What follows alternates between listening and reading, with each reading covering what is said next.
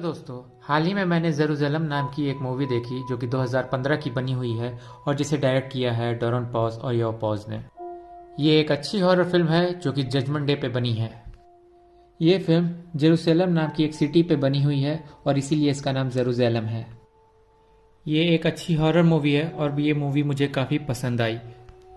ये मूवी बाकी मूवियों से थोड़ी अलग है क्योंकि इस मूवी में फर्स्ट कैमरा पर्सपेक्टिव से ये मूवी दिखाई गई है, जिसे कहते हैं FPP, मतलब फर्स्ट पर्सन पर्सपेक्टिव।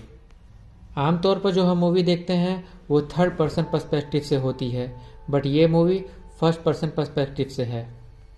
तो आपको देखने पे ऐसा लगेगा जैसे फिल्म के कैरेक्टर ही इस मूवी को बना रहे हैं और रिकॉर्ड कर रहे हैं। तो चलिए अब शुरू करते हैं। हमें स्टार्टिंग में ही किसी पुराने ग्रंथ में लिखा हुआ दिखाया जाता है कि नरक के 3 द्वार हैं, एक रेगिस्तान में, एक समुद्र में और तीसरा जेरूसलम में। और उसी से जुड़ी हमें कुछ डरावनी तस्वीरें भी दिखाई जाती हैं। हमें एक पुराने वीडियो फुटेज में 1972 की एक बैक स्टोरी दिखाई जा रही है, जिसमें कि एक प्रीस्ट 2 लोगों का इंटरव्यू ले रहा है जो कि बाप और बेटे हैं। बेटा प्रीस्ट को बताता है कि उसकी माँ की मौत 3 दिन पहले हो गई थी, पर वो फिर भी अपनी कब्र से जिंदा हो गई और घर आ गई। पहले तो शांत थी, फिर बाद में उसने वायलेंट होकर मेरे पापा पे हमला कर दिया और उन्हें घायल कर दिया। उनकी बात सुनकर प्रीस्ट अंदर जाता है। वहाँ देखता है कि सभी समुदाय, क्रिश्चियन, मुस्लिम, हिंदू और सारे बौद्ध धर्म के लोग, सभी समुदाय इकट्ठा खड़े थे और एग्जॉर्सिज्म कर रहे थे उसकी माँ का। पहले तो प्रीस्ट उसको क्योर करने की कोशिश करते हैं और मंत्रों से उसके अंदर से आत्मा प्रेत भगाने की कोशिश करते हैं, पर वो ऐसा करने में नाकामयाब होते हैं और वो पूरी तरह से डीमन में बदल जाती है। फिर प्रीस्ट के पास और कोई नहीं चारा रहता बल्कि उसे गोली मारने के सिवा, और वो उसके सर पे गोली मार देते हैं ताकि होस्ट मर जाए और डेमन यहाँ से चला जाए। अगला सीन हमें वर्तमान समय में दिखाया जाता है। हमें स्मार्ट ग्लास का एक बॉक्स दिखाया जाता है और उसके पास खड़े एक बाप और बेटी को भी दिखाया जाता है। ये बॉक्स एक स्मार्ट ग्लास का बॉक्स होता है जो कि बहुत इंपॉर्टेंट है क्योंकि अब सारी मूवी इस स्मार्ट ग्लास के थ्रू ही हमें दिखाई जाएगी। मिस्टर पुलमैन स्मार्ट ग्लास पहन के अपनी बेटी की तरफ देखते हैं और वो स्मार्ट ग्लास उनकी बेटी को रिकॉग्नाइज करके उसका नाम और उसका एज बता देता है। मिस्टर पुलमैन की बेटी का नाम सैरा पुलमैन था, जो कि इस मूवी की एक मेन कैरेक्टर है। ये स्मार्ट ग्लास मिस्टर पुलमैन अपनी बेटी सैरा के लिए ही लाए थे, जिससे हमें ये पता चलता है कि वे काफ़ी संपन्न और अमीर लोग हैं। सैरा स्मार्ट ग्लासेस पहन लेती है और अब हम सारी मूवी उस स्मार्ट ग्लास के नज़रिए से ही देखेंगे। सैरा स्मार्ट ग्लासेस पहन के अपने पिता की ओर देखती है और उनका नाम हावर्ड पुलमैन और 58 ईयर्स ओल्ड दिखाई देता है स्क्रीन पे। सैरा स्मार्ट ग्लास पहने हुए मिरर में अपने आप को देखकर बहुत खुश होती है। उसे ये स्मार्ट ग्लास काफ़ी पसंद आ रहा था, उसके लिए वो अपने डैड को थैंक्स करती है। उस स्मार्ट ग्लास में बहुत से फीचर्स थे, जिनमें एक लाइव गेमिंग फीचर भी था। वो अपने रूम में ही बैठ के गेम खेलती है और एंजॉय करती है और काफ़ी खुश होती है अपने स्मार्ट ग्लास को लेकर। सैरा फोटो फ्रेम उठा के देख रही थी जिसमें जोएल पुलमैन नाम का एक आदमी दिखाया जाता है जो कि मर चुका था। सैरा उसे देख के बहुत दुखी होती है और ज़ोर ज़ोर से रोने लगती है। फिर सैरा के पापा आके उसे चुप कराते हैं और बोलते हैं कि तुम्हारी ट्रिप पे जाने का समय हो गया है, जाओ अपनी फ्रेंड रेचल से मिलो। मिस्टर पुलमैन अपनी बेटी सैरा को रेचल के घर ड्रॉप करते हैं और वहाँ पे हमें सेकंड मेन कैरेक्टर रेचल दिखाई जाती है, जो कि सैरा की एक बहुत ही अच्छी फ्रेंड थी।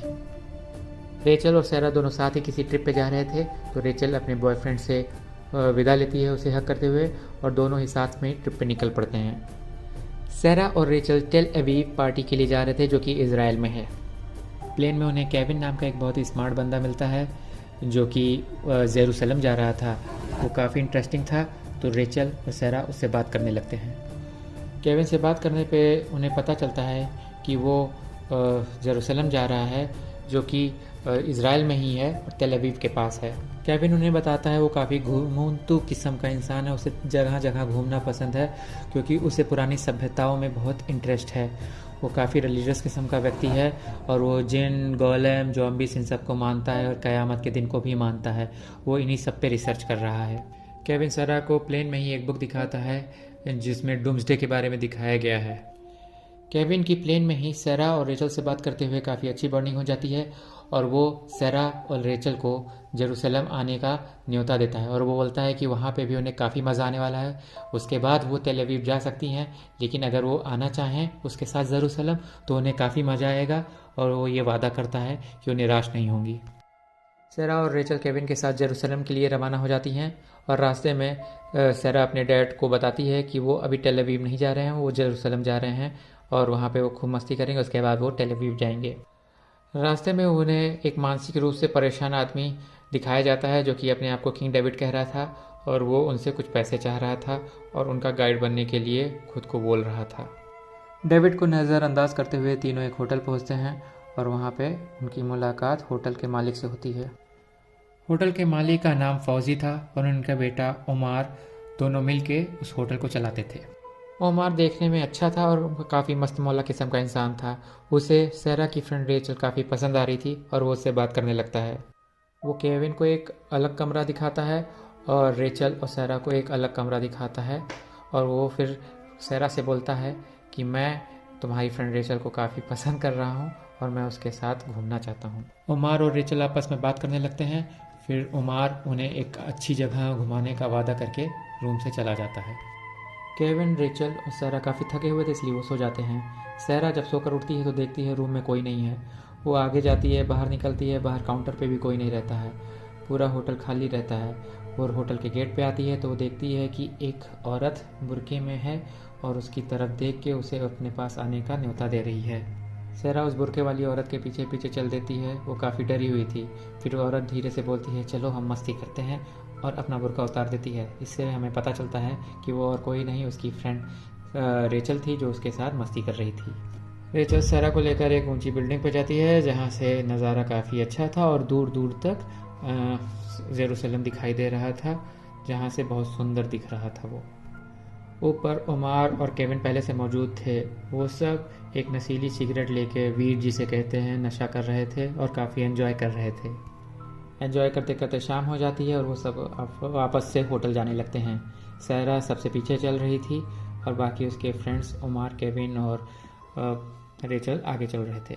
तभी अचानक से एक छोटा बच्चा सेरा का बैग छीन कर भागने लगता है। सेरा दौड़कर उसके पीछे भागती है। उसका पीछा करते करते सेरा गिर जाती है और उसके घुटने में चोट लग जाती है। वो बच्चा उसका बैग लेकर कहीं अंधेरे में भाग जाता है। होटल के रूम में आने पर सेरा काफ़ी गुस्से में रहती है। इस पर रेचल बोलती है फिक्र मत करो, हमारा क्रेडिट कार्ड और हमारा एटीएम हमारे पास ही है तो पैसे की कोई दिक्कत नहीं होगी। बैग गया तो गया, लेकिन हमारा पासपोर्ट और हमारे एटीएम कार्ड बच गए हैं। अगले दिन फिर से रेचल, सेरा, उमार, केविन घूमने के लिए निकलते हैं। उन्हें हॉलवे में टीवी पे दिखाया जाता है कि न्यूज़ में दिखा रहे हैं कि एक दीवार खून से सनी हुई है और उन्हें ये नहीं पता चलता है कि ये दीवार पे खून कहाँ से आया। तो आपस में वो सब बात करते होते हैं कि शायद ये किसी भेड़ बकरी का ही खून होगा और बात वहीं पे ख़त्म हो जाती है और फिर सेरा और रेचल घूमने के लिए निकल जाते हैं। रास्ते में उन्हें फिर से डेविड मिलता है जो कि दिमागी रूप से परेशान था और वो उन्हें घूमने के लिए रात में मना करता है कि यहाँ पे कुछ बुरा होने वाला है, लेकिन वो नहीं मानते, वो चले जाते हैं। तो डेविड उनसे कहता है कि अपना ख्याल रखना। उमर रेचल सेरा को और केविन को लेकर एक पार्टी में जाता है जहाँ पे सब खूब मस्ती करते हैं और एंजॉय करते हैं। रेचल उमर के साथ डांस करते हुए काफ़ी मस्ती कर रही थी और उधर ड्रेक जो कि रेचल का बॉयफ्रेंड था बार बार जो है सेरा को मैसेज कर के रेचल के बारे में पूछ रहा था कि वो कहाँ है, वो मेरा फ़ोन क्यों नहीं उठा रही है। पार्टी में सेरा और रेचल की मुलाकात टोमर और यहूदा नाम के एक सैनिक से होती है। दोनों सैनिक जेरूसलम में पेट्रोलिंग करते थे और वो पार्टी में एंजॉय करने के लिए आए हुए थे। सेरा को केविन पहले से ही बहुत पसंद था तो वो केविन के साथ डांस करने लगती है। केविन सेरा का ग्लास लेके खुद पहन लेता है और फिर वो सेरा को देख रहा होता है उसकी प्रोफाइल पे जो कि स्मार्ट ग्लासेस में दिखाई जा रही थी। वो सेरा की फ़ोटोज़ चेक करने लगता है जो कि उसी ग्लास के थ्रू देखी जा सकती थी और देखते देखते उसे सेरा के साथ एक आदमी दिखाई देता है। ये वही आदमी है जिसकी फ़ोटो लेके शुरू में सेरा रो रही थी। तो वो केविन देख के उस लड़के का मजाक उड़ाता है कि वो कितना स्टूपिड दिख रहा है। इस पे सेरा नाराज़ हो जाती है और बहुत गुस्सा हो जाती है और वहाँ गुस्से में वो उस पार्टी से चली जाती है।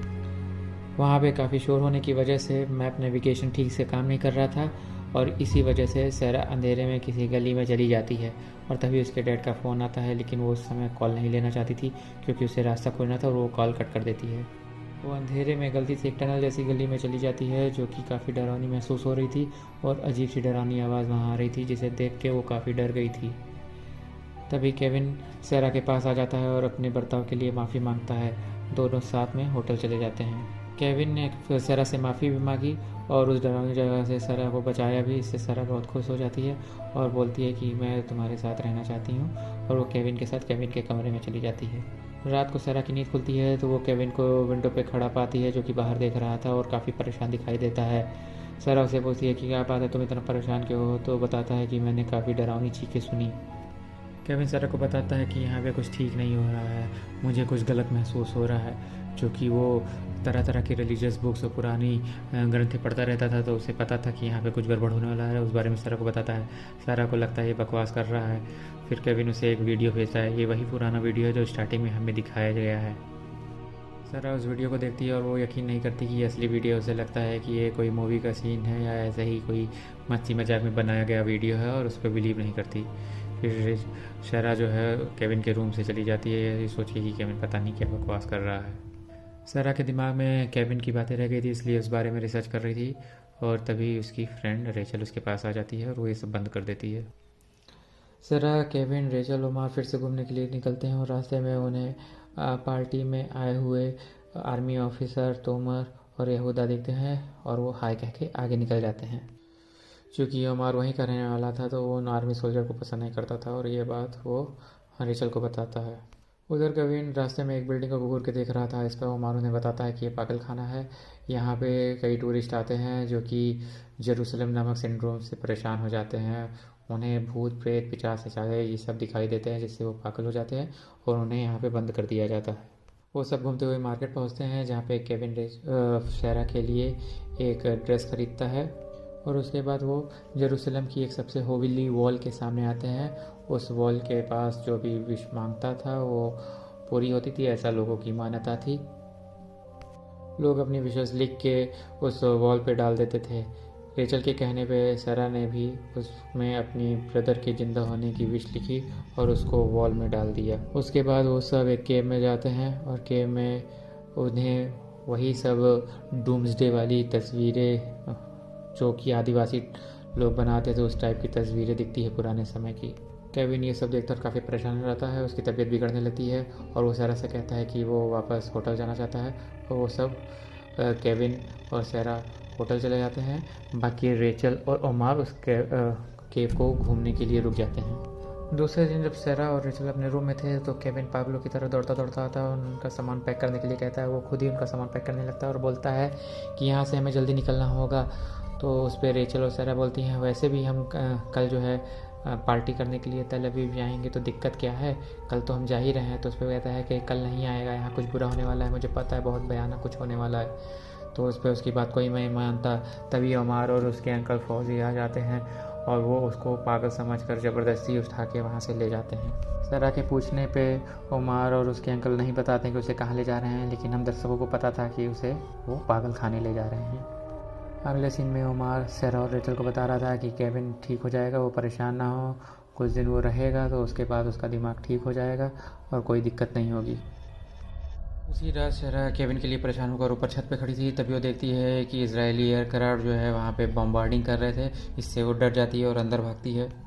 उधर अंदर टीवी पे न्यूज़ चल रही थी इस अटैक के बारे में और सभी उसको देख के परेशान हो जाते हैं। उनको समझ नहीं आता है कि आखिर बम्बार्डिंग क्यों नहीं है, ये क्या हुआ है, क्या ये कोई टेररिस्ट अटैक तो नहीं, क्योंकि ये एक बहुत बड़ी टेररिस्ट न्यूज़ बन चुकी थी और वर्ल्ड वाइड दिखाई जा रही थी। तो इससे परेशान होकर सैरा का पापा भी उसे कॉल करता है कि क्या हुआ बेटी, मैंने अटैक के बारे में सुना, क्या हो रहा है वहाँ पे।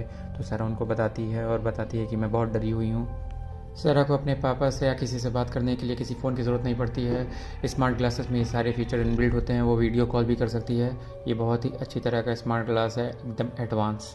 अपने पापा से बात करते करते तभी नेटवर्क कनेक्शन कट जाता है और लाइट चली जाती है सारे शहर में अंधेरा हो जाता है। इन्हीं बॉम्बार्डिंग के बीच सोल्जर्स तोमार और यहूदा जो है भागते हुए होटल में आ जाते हैं। ये वही हैं जिनको हमने पहले भी देखा था पार्टी नाइट के दिन और बाहर गश्त लगाते हुए। वो सभी को शांत रहने के लिए बोलते हैं और तभी अनाउंसमेंट होती है कि गेट बंद हो जाएगा यरूशलेम के लिए, और जो बाहर निकलना चाहें अभी निकल सकते हैं, तुरंत गेट पे आ जाए और निकल जाएं, क्योंकि थोड़ी देर में गेट बंद हो जाएगा, फिर कोई नहीं निकल पाएगा और सारा शहर लॉकडाउन के अंदर में हो जाएगा। ये सुनते ही लोग भागने लगते हैं। यहूदा और तोमार सैनिक उनको आगे लेकर चल रहे थे। वो कहते हैं जल्दी जल्दी हमें चलना होगा, नहीं तो गेट लॉक हो जाएगा। भागते भागते सब लोग उसी पागल खाने वाली बिल्डिंग के बगल से होकर गुजर रहे थे। इस पे जो है सैरा वहाँ रुक जाती है, कहती है कि केविन यहाँ है, मुझे केविन को यहाँ से निकालना होगा, बहुत खतरा है, मैं नहीं देख सकती उसको। वो सच कह रहा था। इस पे कोई नहीं मानता है, सब कहते हैं जान का खतरा है, निकलो निकलो। तो रेचल और ओमार जो है कहते हैं कि हम जा रहे हैं, तुम जो है देख लो, और वो सब निकल जाते हैं। क्योंकि रेचल नहीं जाना चाहती थी, लेकिन उसे जाना पड़ा क्योंकि जान का खतरा था। तो सैरा के रिक्वेस्ट करने पे दोनों सोल्जर तोमार और यहूदा रुक जाते हैं। वो कहते हैं बस 3 मिनट हैं, 3 मिनट में अगर वो नहीं मिला तो हम यहाँ से निकल पाएंगे। और वो सब पागल खाने की बिल्डिंग में दरवाज़ा तोड़ के अंदर घुस जाते हैं। अंदर वो सब ढूंढ रहे थे, चारों तरफ पागल ही पागल दिखाए जा रहे थे सेल में, और उन्हें कहीं भी केविन नहीं दिखाई दे रहा था। तभी एक सेल से एक पागल निकलता है और वो अजीब सी हरकतें कर रहा था, उल्टियाँ कर रहा था, और अचानक से ही वो उनकी तरफ देखता है और हमला कर देता है। नज़दीक आने में हमें पता चलता है कि डेविल जैसी आइज़ उसकी हो गई है। वो खूंखार ज़ॉम्बी डेविल या जो भी कह लें उनके रूप में तब्दील हो चुका है, और वो उन पे हमला कर रहा है। इस पे तोमार उन्हें सर पे मारता है, फिर गोली से मार देता है। फिर जो है रेचल आगे जाती है खोजने के लिए। तो तोमार और यहूदा कहते हैं कि बहुत खतरा है, हमें वापस जाना होगा। लेकिन जो है लेकिन सैरा जो है नहीं मानती है, कहती है कि नहीं, मैं केविन को खोज के ही रहूँगी। तो उन लोग कहते हैं सॉरी, लेकिन हम अब 3 मिनट हो गया है और देखो कितना खतरा है, चारों तरफ चीखें सुनाई दे रही हैं, हमें भी अपनी जान बचानी है, हमें गेट पर जाना होगा, आई एम सॉरी। और ये कह के दोनों यहूदा और तोमार वहाँ से निकल जाते हैं। सैरा बहुत गुस्सा करती है, उन्हें गालियाँ देती है, लेकिन वो और कुछ नहीं कर सकती थी। वो जो है केविन को खोजने के लिए ऊपर वाले मंजिले में जाने लगती है। ऊपर एक सेल में उसको केविन मिल जाता है और वो चाबी लाने के लिए बोलता है सेल की। तो सैरा चाबी लाने के लिए चली जाती है ऑफिस की तरफ, और वो चारों तरफ खोज ही रही थी। तभी उसे एक डीमन आता दिखता है, जिसके विंग्स भी थे चमगादड़ की तरह। वो बहुत ही खतरनाक दिख रहा था। वो ग्राउल कर रहा था और सैरा डर के हमारे एक टेबल के नीचे छुप जाती है। टेबल के नीचे छुपने पे उसे पता चलता है कि क्या कहते हैं, डेविड, जो कि अपने आप को शुरू में किंग डेविड बोल रहा था, जो कि एक मेंटल पेशेंट था, वहाँ हो चुका है। वो उसे बताता है कि उसे ऐसा पहले भी हो चुका है, और वो बताने लगता है। फिर हमें यहाँ पे ये पता चलता है कि वो डेविड वही लड़का है जिसकी माँ शुरुआत में दिखाया गया था डीमन बन गई थी, वो प्रीस्ट ने उसे मार दिया था, और ये सब हादसे की वजह से वो थोड़ा दिमागी रूप से विक्षिप्त हो चुका था। डेविड वहाँ से चिल्ला के भागता है। इसकी वजह से डीमन जो है सैरा के ऊपर हमला कर देता है, और सैरा की तरह बचते हुए केविन के सेल तक पहुँचती है। उसे चाबी मिल गई थी टेबल के ऊपर से, तो वो केविन का सेल खोलती है, और केविन जो है निकल आता है बाहर, और वो सैरा के साथ तेज़ी से भागता है। वो गली में भाग रहे होते हैं, फिर वो रास्ता भटक जाते हैं क्योंकि मैप ठीक से काम नहीं कर रहा था सैरा का। कि तभी डेविड आता है साइकिल पे और उन्हें अपने पीछे आने के लिए कहता है। वो बोलता है मुझे रास्ता मालूम है। तो वो सब जा रहे होते हैं, तभी उन्हें एक बिल्डिंग के बगल से एक विशाल काय दानव दिखता है, और बहुत ही बड़ा था। उसके सामने बिल्डिंग भी छोटी दिख रही थी। उसका एक हाथ बिल्डिंग के पीछे से उन्हें दिखता है, और वो सब डर जाते हैं। वो किसी तरह जो है फिर भी भागते हैं। और चूँकि यहाँ पे जो है क्या कहते हैं, सैरा का कैमरा थोड़ा डैमेज हो चुका था, इसीलिए हमको विजुअल जो है थोड़े धुंधले दिखाई देंगे, लेकिन मूवी में देखने पे ये उतना इफेक्ट नहीं करते हैं। ये हल्का सा धुंधले हो सकते हैं, लेकिन देखने में बहुत क्लियरली पता चलते हैं कि क्या सीन हो रहा है, क्योंकि ये कैमरे की विजन से दिखाया गया है फर्स्ट पर्सन, तो इसलिए इस तरह से है। भागते भागते सैरा गिर जाती है और उसका ग्लास और भी ज़्यादा डैमेज हो जाता है। केविन सैरा को उठाता है और सब पैदल ही भागते हैं गेट की तरफ। गेट पे सब लोग मौजूद थे। उसे रेचल भी मिल जाती है और उमार भी वहीं पे खड़ा था। सब आपस में मिल जाते हैं। तो सैरा वहाँ पे मौजूद तोमार और यहूदा सैनिक को देख के गुस्सा होती है, क्योंकि वो उसे छोड़ के भाग गए थे। चूँकि सब लेट हो चुके थे, इसलिए गेट ऑलरेडी बंद हो चुका था और वो सब शहर में अंदर ही फंस गए थे और अब वो बाहर नहीं निकल सकते थे। डेविड ये सब देख के आगे जाने की कोशिश करता है और सैनिक उस पर गोली चला देते हैं और उसकी मौत तुरंत वहीं पे हो जाती है। उमार का अंकल बोलता है कि हमें दूसरे गेट पर ट्राई करना चाहिए, हो सकता है वहाँ पे सैनिक कम हो, वहाँ से हम निकल सकें। और वो सब जो है वहाँ से निकल जाते हैं। इस पे जो है यहूदा और तोमार जो कि सैनिक थे वो भी कहते हैं हम भी आपके साथ चलते हैं, आपकी मदद करेंगे। लेकिन जो है सैरा गुस्सा हो जाती है कि नहीं, तुमने हम अकेले छोड़ दिया था, और गुस्सा करती है। लेकिन फिर भी वो सब साथ आते हैं। वो सब साथ आ ही रहे थे कि रास्ते में उन्हें दिखता है कि ऊपर से एक आदमी गिरता है, बहुत बुरी हालत में रहता है और वो मर चुका था। नज़र उठाने पर देखते हैं कि एक डीमन जो है उसको खा के फेंक दिया था और इसीलिए वो गिर के उसकी मौत हो गई थी। वो सब भाग के एक चर्च के अंदर जाते हैं जहाँ पे जो है तोमार का दोस्त यहूदा जो कि एक सोल्जर था वो बताता है कि ये नरक का द्वार खुल चुका है और इसीलिए सारे डीमन अब धरती पे आ गए हैं, कोई नहीं बचेगा, सब मर जाएंगे। तभी उमर का अंकल बोलता है कि मुझे एक रास्ता पता है जो कि केव के अंदर से है, जिससे मैं बचपन में शहर के बाहर जाया करता था सबसे छुप छुपा के। तो सब राज़ी हो जाते हैं उस रास्ते से जाने के लिए। वो आगे बढ़ते हैं, तभी उनको एक फिर से दानव दिखाई देता है जिस पे ढेर सारा लेज़र लाइट फोकस था और हमला हो रहा था। हेलीकॉप्टर से भी गोलियां चल रही थी तोपों से, लेकिन उस पर कोई असर नहीं हो रहा था। वो बहुत ही विशालकाय था। थोड़ा हमें धुंधला दिखाई देगा क्योंकि सैरा के कैमरे से ऐसा ही दिख रहा था, लेकिन आप देख सकते हैं उसका हाथ है, लाल लाल रेज़र की किरणें उसके हाथ और सीने पर पड़ रही है और वो बहुत ही विशालकाय है। वहीं गली में ही एक लोहे की सलाखों का दरवाज़ा था और रेचल उस दानव को देख रही थी। तभी एक डीमन उस पर हमला कर देता है और उसका गला पकड़ लेता है। तो केविन और सैरा और ओमार उसको पकड़ के खींचते हैं और उसको बचा लेते हैं।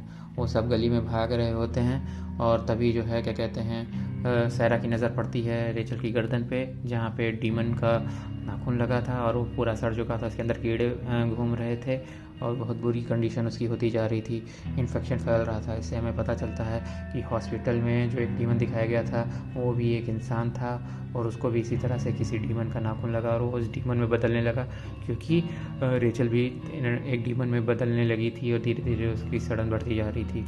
तो सब कहते हैं कि चलो क्या यहाँ से भागते हैं और सब भागने लगते हैं साथ। जब अपनी फ्रेंड का घाव देखी थी तो वो जानती है कि अब ये डीमन में बदल जाएगी, लेकिन वो केविन से किसी को भी बताने से मना करती है क्योंकि उन्हें पता था कि वो यहूदा और तोमार सोल्जर हैं और उसे तुरंत मार देंगे कि ये डीमन में बदलने वाली है। तो केविन कहता है हाँ ऐसा ही होना चाहिए। तो इस पर जो है रेचल गुस्सा हो जाती है कि अगर मैंने भी तुम्हें इसी तरह मरने छोड़ दिया होता था तो क्या होता। इस पर केविन को अपनी गलती का एहसास होता है और कहता है कि हाँ चलो ठीक है, कोई बात नहीं, हम उसकी मदद करेंगे। और वो सब साथ में भागने लगते हैं।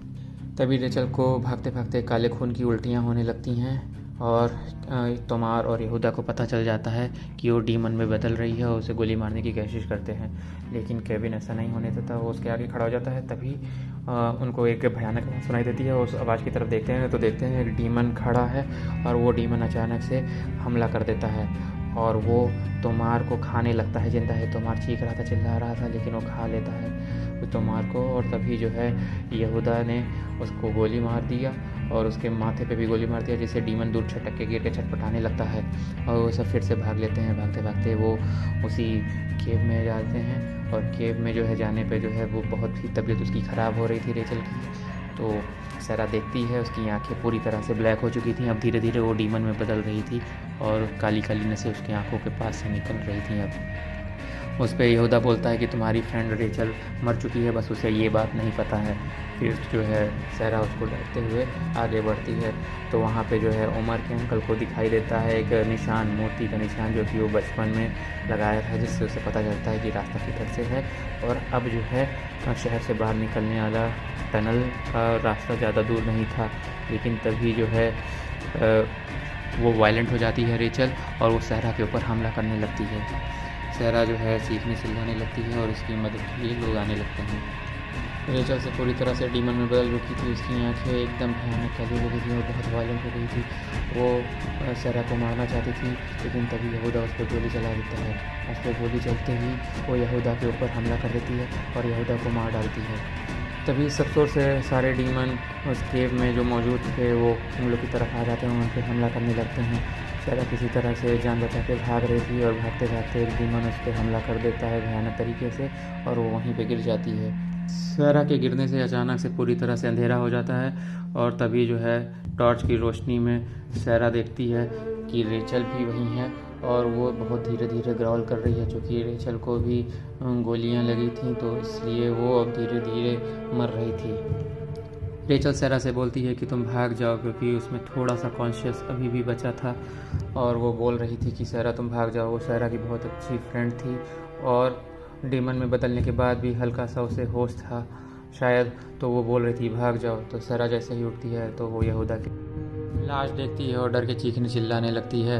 उधर रेचल भी खड़ी हो जाती है और वो पास रखी गन को उठाती है कि तभी वो पूरी तरह डीमन में बदल जाती है, लेकिन डीमन में बदलते हुए भी उसके थोड़ा कौशल बाकी था और वो खुद को गोली मार लेती है और वो वहीं पे मर जाती है।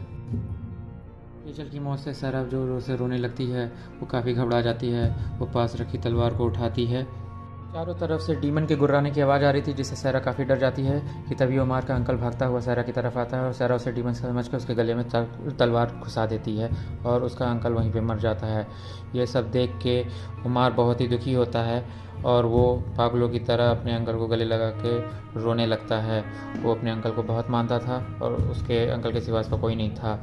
इसी वजह से वो पागलों की तरह चिल्लाने और चीखने लगता है और अपने अंकल को गले लगा लेता है। वो काफ़ी गुस्सा होता है कि सैरा ने उसके अंकल को मार दिया, लेकिन जो है केविन उसको समझाता है और बोलता है कि नहीं, हमें यहाँ से भागना होगा और उसे मना लेता है। ओमार इन सबसे बहुत दुखी था। वो इतना डर जाता है कि वो अपने मुंह में बंदूक रखे खुद को गोली मार लेता है, वो वहीं मर जाता है। सैरा और केविन ओमार की मौत से बहुत दुखी थे कि तभी एक डीमन उनके पास आता है। वो बहुत ही डरावना दिख रहा था, लेकिन स्मार्ट ग्लास से देखने में पता चलता है कि वो डीमन कोई और नहीं, सैरा का भाई जोएल है। सैरा ने होली वॉल पे अपने भाई जोएल के ज़िंदा होने के लिए मन्नत लिखी थी और शायद इसी वजह से उसका भाई जोएल डीमन के रूप में वापस आ गया था। वो सैरा और केविन की मदद करना चाहता है और उन्हें अपनी तरफ आने का इशारा करता है। सैरा और केविन उसके पीछे चलने लगते हैं और वो एक रास्ता दिखा रहा था और वो दोनों उसी रास्ते पे जाने लगते हैं। टनल में जब एक डीमन ने सैरा पे हमला किया था तो उसने सैरा को काट लिया था और सैरा के पैर में सड़न होने लगी थी। वो भी एक डीमन में बदलने लगी थी। वो कहती है ये मुझे क्या हो रहा है और बहुत घबरा जाती है। फिर हिम्मत करके सैरा आगे बढ़ती है और दोनों टनल से बाहर निकल आते हैं, सैरा और केविन। उधर केविन जो है टनल से बाहर निकलने के बाद जब सैरा की तरफ देखता है तो सैरा जो है धीरे धीरे डीमन में बदल रही थी और वो बहुत अजीब सी आवाज़ें कर रही थी और धीरे धीरे उसके पंख निकल आते हैं, वो उड़ने लगती है। हमें स्मार्ट ग्लासेस के नज़रिए से देखने से साफ पता चल रहा था कि सैरा डीमन में बदल चुकी थी और वह ऊपर उड़ती जा रही थी, उड़ती जा रही थी। केविन उसको ऊपर उड़ता हुआ देख रहा था और वो पूरी तरह से डीमन में बदल चुकी थी। सैरा दूसरी तरफ देखती है जो कि डीमन बन चुकी थी कि ऐसे ही बहुत सारे इंसान डीमन बन के हवा में उड़ रहे हैं। यहाँ पे हमें पता चलता है कि अब सैरा पूरी तरह डीमन बदल चुकी थी और इसकी आवाज़ भी अब इंसानों जैसी नहीं थी और डीमन की तरह गुर्रा रही थी। इसका मतलब साफ है कि अब केविन भी नहीं बचेगा और वो केविन को भी मार डालेगी। तो हमारी फिल्म यहीं पे ख़त्म हो जाती है। ये फिल्म काफ़ी अच्छी है दर्शकों और आपको काफ़ी मज़ा आने वाला है। इस मूवी में हमें बताया गया है कि जब क़यामत का दिन आता है तो क्या होता है, कैसे शैतान धरती में निकल आते हैं नरक से होते हुए और कैसे क़यामत आती है। तो आज के लिए बस इतना ही। मिलते हैं अगले हफ्ते नए वीडियो के साथ। Thanks for watching. प्लीज़ दोस्तों लाइक और सब्सक्राइब करना ना भूलें। धन्यवाद।